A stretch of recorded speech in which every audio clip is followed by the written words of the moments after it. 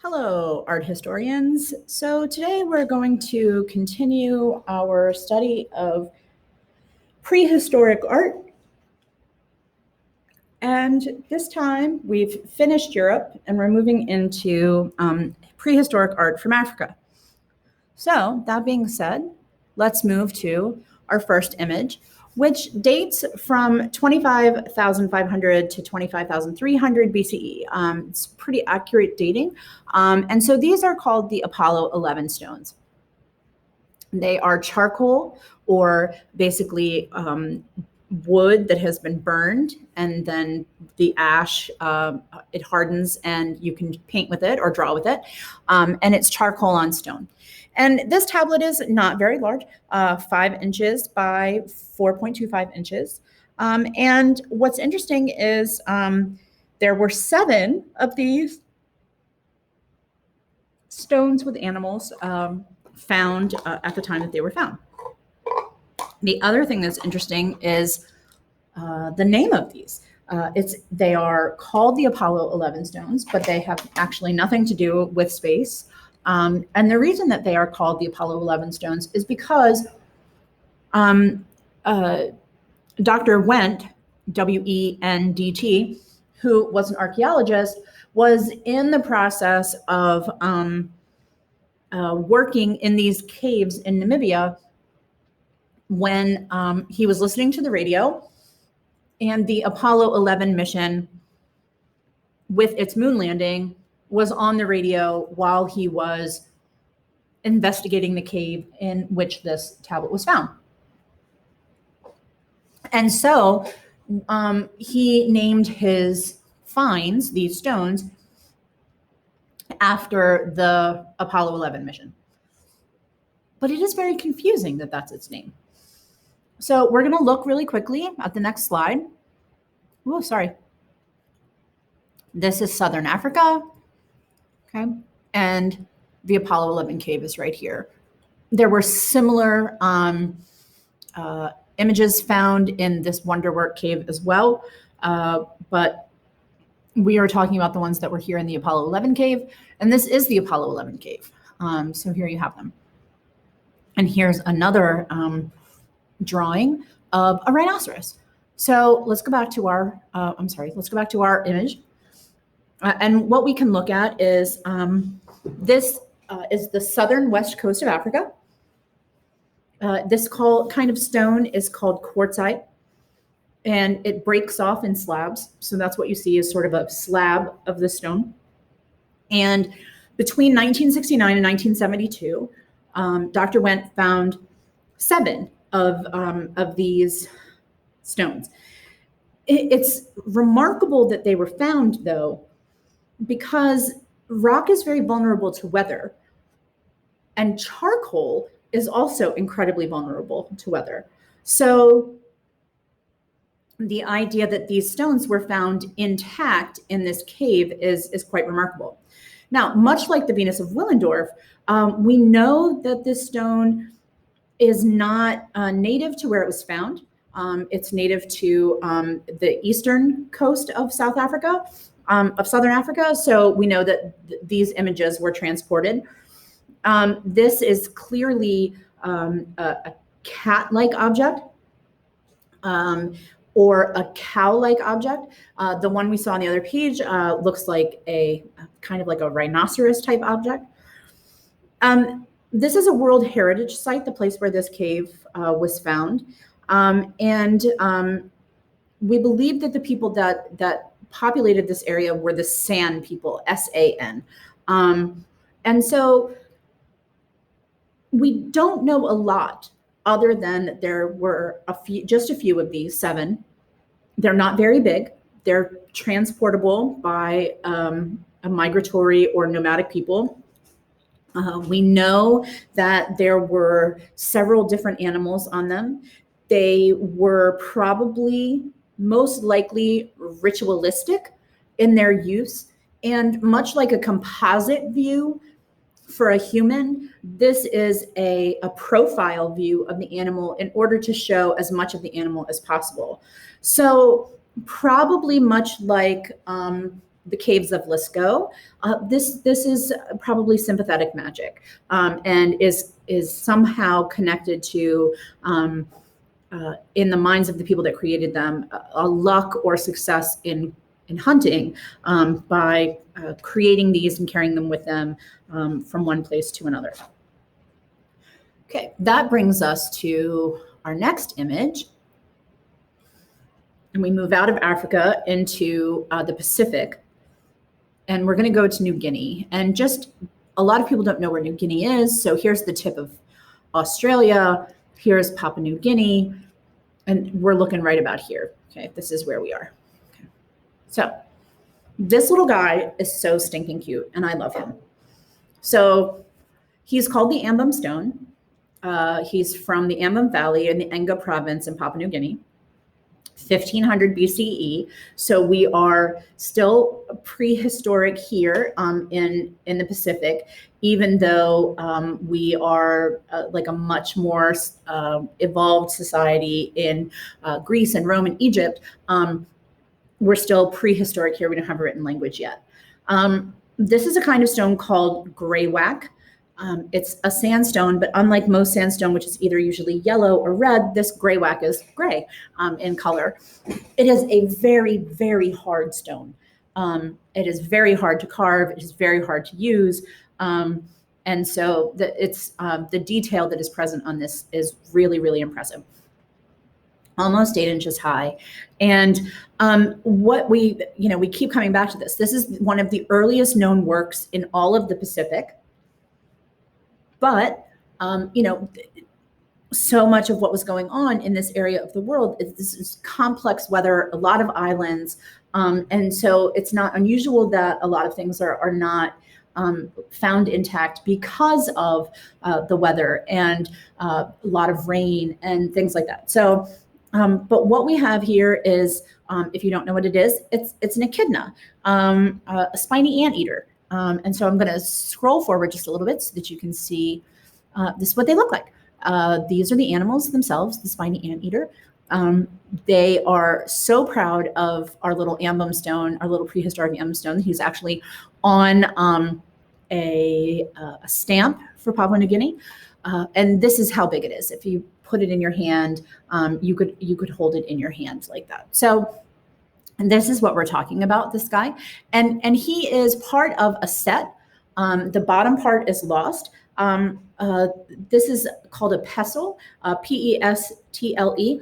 And it's part of a set, a mortar and pestle, which is where you have a bowl, and then you have a thing that you kind of turn inside the bowl to crush nuts or herbs or grains and things like that, spices. So that's what we believe that he is that he is the pestle part of a mortar and pestle.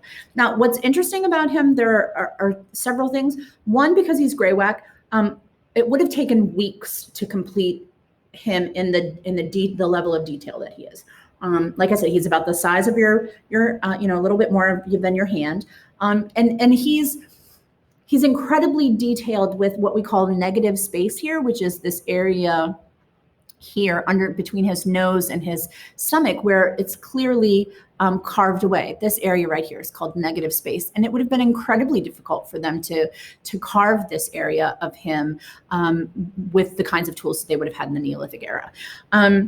So he has a very animalistic head, but his body is more humanistic. He has been given more human-like features, which is an interesting combination of sort of that the human and the animal, which is very, very cool. This area of the world, this area of the Pacific, is very much into what are called spirit stones, ritualistic stones, things that are meant to hold the memories of the ancestors and things like that. And so there is definitely a question, because this was found near bones, about like its purpose as grave goods, possibly, whether it was ritualistic. So maybe more magic with the herbs that it would have been used to create and that sort of thing. But again, because we are dealing with a pre-literate society, we can't know everything that there is to know about him. But because it was found near bones, because it would have taken so long to carve, it was definitely something that was created with a purpose. And so there's really a lot to think about when we look at this little guy. And, you know, as I said, it's one of the oldest works of art in the Pacific. Now, that moves us forward then another 500 years to the Solomon Islands and the Reef Islands. And this is, again, here's the tip of Australia. This is New Guinea. So here's where our echidna, you know, the Ambum stone was found. These are the Solomon Islands right here. So this is where we are, okay? So what we see here is Lapita pottery. That's what this is called. I'm sorry, Lapita pottery, terracotta fragments from the Lapita Solomon Islands. And this is very interesting. Lapita pottery has been misunderstood from the day it was discovered when an archaeologist picked up a piece of the pottery from the bottom of the pit. Some natives arriving on the scene exclaimed Lapita, which means he dug a pit. Unfortunately, the scientist thought the natives were getting excited about the piece of rubble he was holding in his hand. And he decided that the exclamation Lapita was the name of the culture that the pottery represented. Unfortunately, he misheard them, decided that the word said was Lapita, and through his scientific, in air quotes, paper, the name Lapita for these people has stuck, but it's not an accurate. We talk a lot about how these early pieces are mislabeled, misunderstood, misidentified. So let's come back to, this first page. So we're in the Solomon Islands, you know, near Australia. And what you're looking at is, it's a face. So we see this sort of pear shape of the face, eyes, nose, a mouth. Okay, but we also see all of these really cool patterns that are here. And so this is what is called incised. So it's 1000 BCE, so 500 years after the Ambum stone. We're still a pre-literate societies. We're still prehistoric here.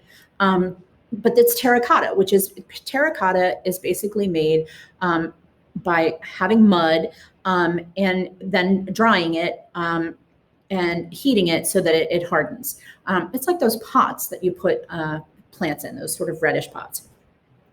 This would have been part of some sort of a vessel, a bowl, something for cooking or storage, serving, something like that.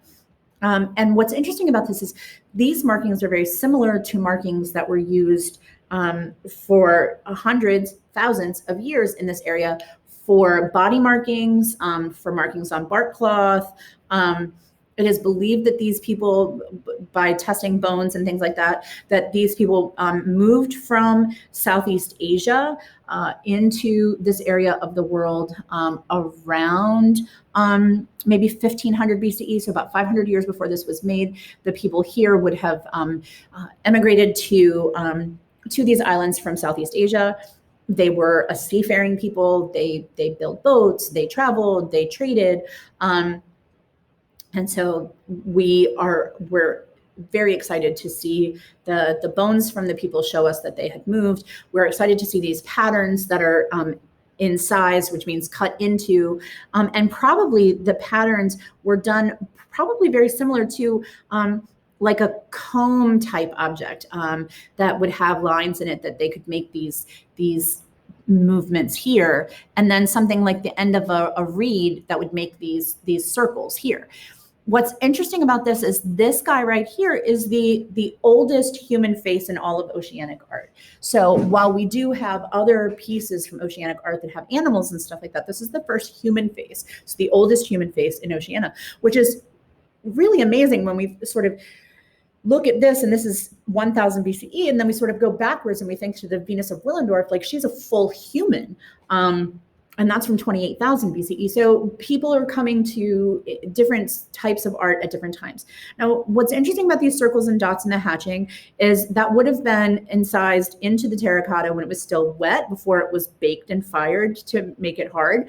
But it's definitely like indicative of like a comb-like object to make those lines, and a stamp to make that circle, and something to kind of pointy, like maybe like a twig or something like that for the dots that make up the nose.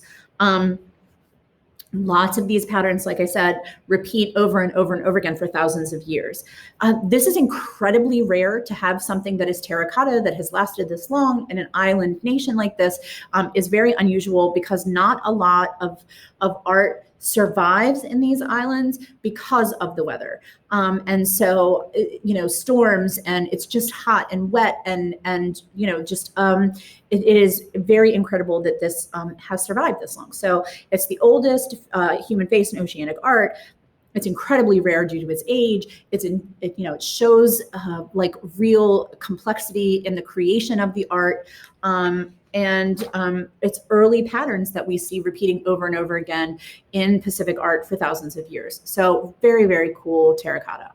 Okay, now we're going to move into Mexico. And one of my favorite, but also most frustrating images that we have, which is this guy. So this is such a long name. Camelid sacrum in the shape of a canine. And so we sort of have to take this piece apart and think about what all of that says. So canine is dog, so it's meant to look like a dog. Sacrum, I'm going to just fast forward for 1 second so you can see this. Sacrum is this, when you have your hip bone here, this piece right here where your spine connects. Okay, and so it's this area with the holes and stuff like that. And so when we scroll forward, you can see, some of these holes there. So this is that hip bone area. And then camelid, it's from a camelid animal. So not an actual camel, but camelid, kind of like canine is dog. Camelid is, yes, camels, but also llamas and alpacas and things like that. So the animal that it came from is kind of like an alpaca or a llama, a little bigger than a llama even, but they're now extinct. And so they had a massive die-off during this time period. And because it's such a wide window, 14,000 to 7,000 BCE, archaeologists are not entirely sure whether this animal was extinct already at the point when this was created or not, because it had, like I said, a massive die-off. And knowing that would have helped to know whether they were using the sacrum bone of an animal that was common, or whether they were using the sacrum bone of an animal that was incredibly rare. So that would really help us to learn more, but we don't know that. But we do know something really, really, really important about the sacrum bone, which I'm going to get to in a second. So let's look at the title: Camelid sacrum, the hip bone of a camel-like object, alpaca-like object in the shape of a dog. Tequixquiac, that's how you're going to say that, like Tequixquiac, which is in central Mexico. And again, that wide window, 14,000 to 7,000 BCE, and it's made out of bone. So we're going to just scroll forward really quickly. This is Mexico. It's sort of right there in sort of central Mexico. Now, these people are incredibly interesting, because the people that are here, these are the people that predated the Incas and the Mayas and the Aztecs, but they are... so we call them the Mesoamericans, but it is believed that they came across the land bridge from Asia into this portion of North America, and then down into Central America and Mexico. And so it's very, very interesting where this takes place and where we found this. And it is it's interesting because this is one of the earliest pieces of Mesoamerican art. It's super old. But we have to talk about this sacrum right here. This is so, so important, because the sacrum bone, that bone right there in the center that this guy was made out of, is sacred in many, many cultures. It was sacrum. I mean, that's not an accident that it is called that, because it's often called the life bone. Because of where it's located in the hip area. It's like the portal for birth, the portal for children. They knew that it held up the spinal column, and they knew that if something bad happened to your spinal column, that like at this time period, you would most likely die, because these were a nomadic people, and it would have been unlikely that they would have really, it sounds terrible, but taken the time to take care of someone who no longer had like function of their legs. This sacrum bone is often called the second skull, because they knew that the same way that if you really hurt your brain, you died, that if you really hurt your spine and anything from where the spine connects to the sacrum all the way up to where the spine connects to the skull, if you hurt yourself in that area, bad things happen. So this portion of the body is considered really holy and sacred and important. So thus it's called the sacrum. And so when we scroll back and look at this guy, we sort of think about the fact that they took this thing, this second skull, the life bone, and they created this face of a dog out of that. We don't know enough to know whether this would have been used as a mask. And there are so many questions about the fact that why in the shape of a dog? Why is it carved to be dog-like? And most archaeologists believe that it's carved to be dog-like because humans were hunters and dog, wolf, that kind of thing, they were hunters. And they were, think about those guys, think about wolves and how they would have been able to go fast and attack and be stealthy and all of those things that if you're a hunter-gatherer, you really want to be. And so many archaeologists believe that this is relevant, that humans and canines were both hunters, and this was a hunter-gatherer people, and that they were migratory, and that this is hopefully them doing something kind of like what we saw in Lascaux is like a sympathetic magic. If I carve this bone, and this is a people, again, that would have used all the parts of the animal that they could, would have eaten what they could, they would have turned the bones into various tools and weapons, they would have turned the hides into clothing. So they took the time to carve this, and they used this for that purpose instead of whatever other purpose the sacrum bone could have been used for. So this is purposeful. And that's the thing we have to keep coming back to when we talk about these are sort of the purpose of its creation. And we wish that we knew more, but we can, extrapolate some stuff extrapolate some ideas from what we are given. And then we, as we're in this area of Mexico, sort of central area here, and we're talking about these migratory Mesoamerican people, but look at the date on this, 14,000 to 7,000 BCE. Now we're going to move forward in time, and we're going to come to this Tlatilco female figure. Again, central Mexico, Tlatilco, right near Mexico City. And here's that pronunciation, Tlatilco, but you run that T and the La together, so Tlatilco.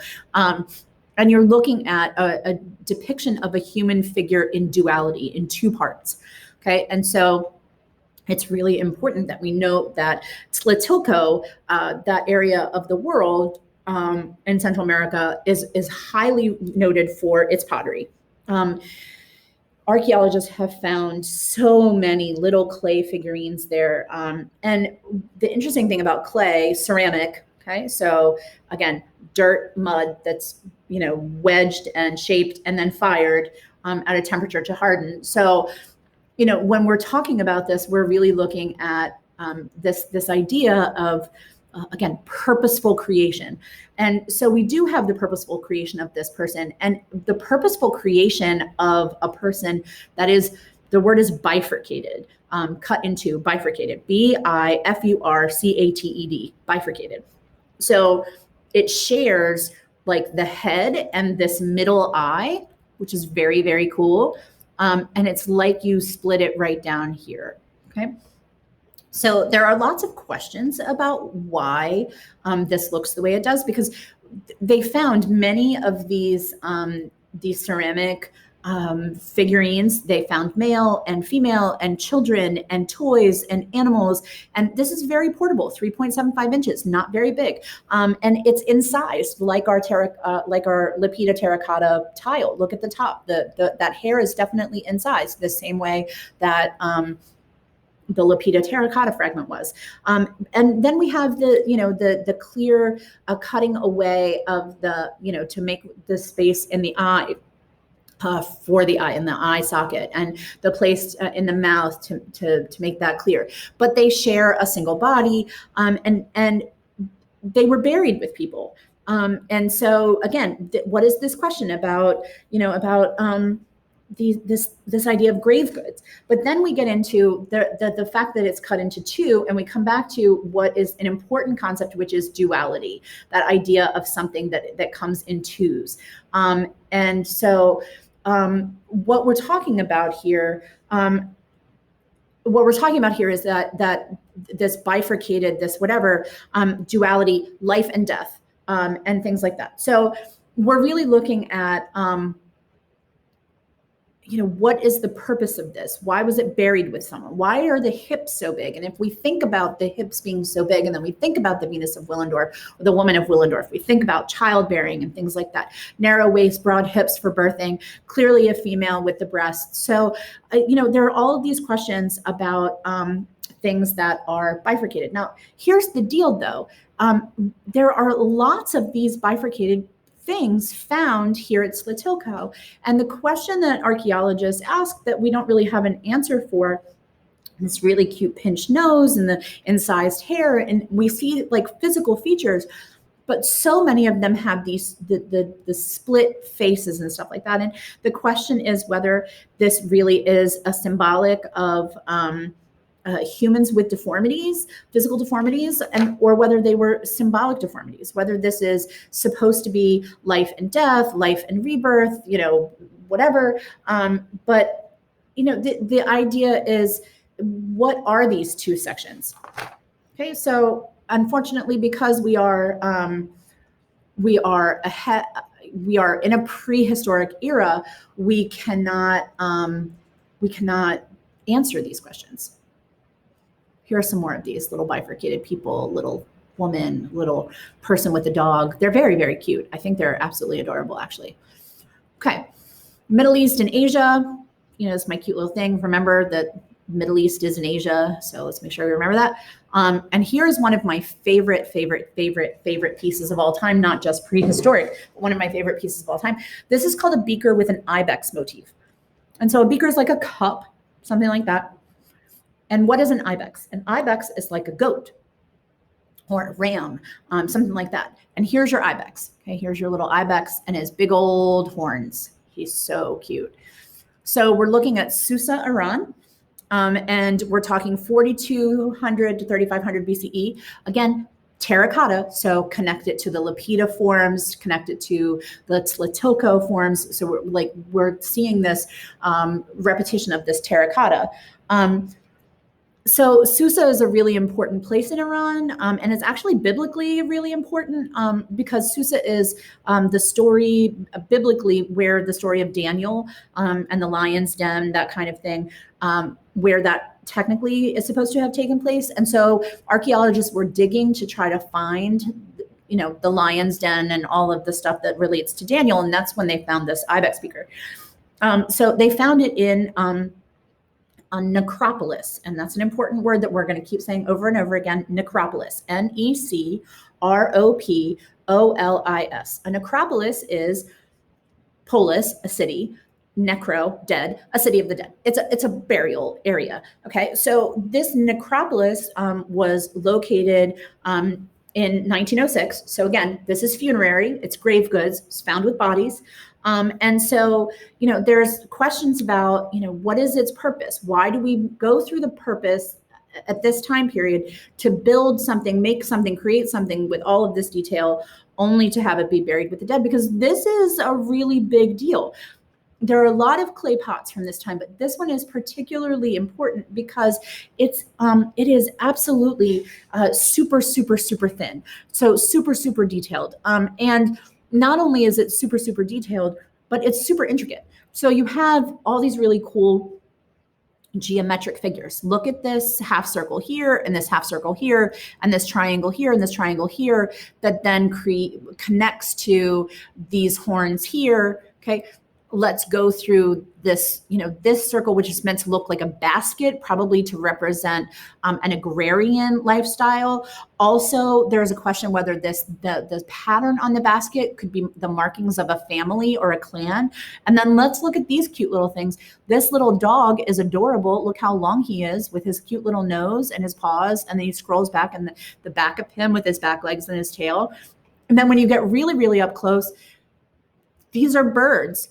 Beak, long neck, body, legs. So we see all these really cool markings, these stylized animals, the long-necked wading birds, kind of like flamingos, the hunting dogs. And I love how they're like greyhounds almost. And I love how the circle of the ram meets this circle. And it's this really cute, creation of this like complete image. These dogs would have been used for hunting, probably bird-like objects, stuff like that. It's really, really cool in that there are very hard lines, straight lines here and here, combined with these really beautiful soft lines. And it's really, really lovely in that, we're able to really see artistic talent.